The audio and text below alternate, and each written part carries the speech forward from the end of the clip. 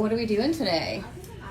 Today we are doing Radi-S on my beautiful patient's hands.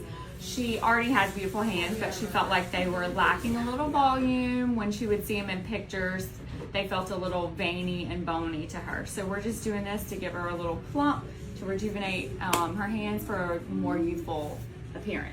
How many treatments are typically needed? Typically, this is a one and done experience as far as it doesn't take a series of treatments. Now, she will have to come back in about a year or so whenever some of the collagen stimulation has kind of dropped off. Any downtime involved? No downtime at all. She may be a little bit tender and have a little bit of swelling. So what we do with the Radi-S